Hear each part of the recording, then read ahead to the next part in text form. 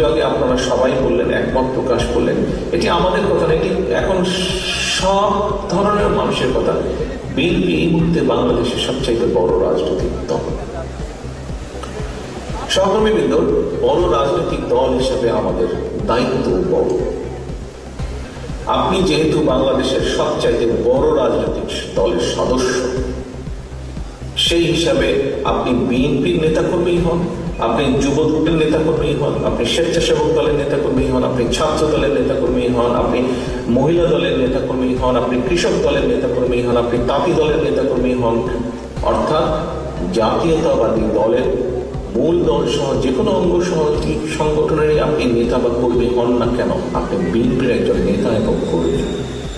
এবং সেই হিসাবে আপনার দায়িত্ব একজন রাজনীতি কর্মী হিসাবেই হোক, একজন মানুষ হিসাবেই হোক, একজন বাংলাদেশি জাতীয়তাবাদী শক্তির কর্মী হিসাবেই হোক, আপনার দায়িত্ব সবচেয়ে বেশি দেশের মানুষের প্রতি এবং দেশের প্রতি।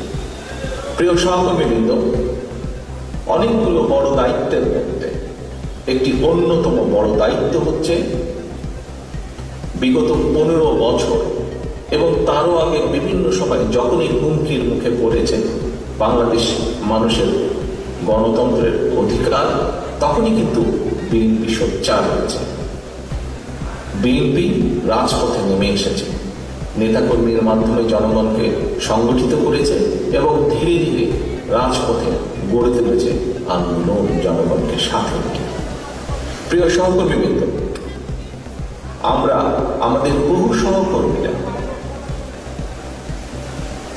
যে গণতন্ত্রের প্রত্যাশিত গণতন্ত্রে প্রতিষ্ঠিত করার জন্য আমরা ধীরে ধীরে ধাবিত হচ্ছি, সেই গণতন্ত্রের দাবি আদায় করার জন্য, গণতন্ত্রের ভিত্তি রচনা করার জন্য গত 15 বছরে আমাদের 700-টিরও বেশি সহকর্মী জীবন উৎসর্গ করেছে।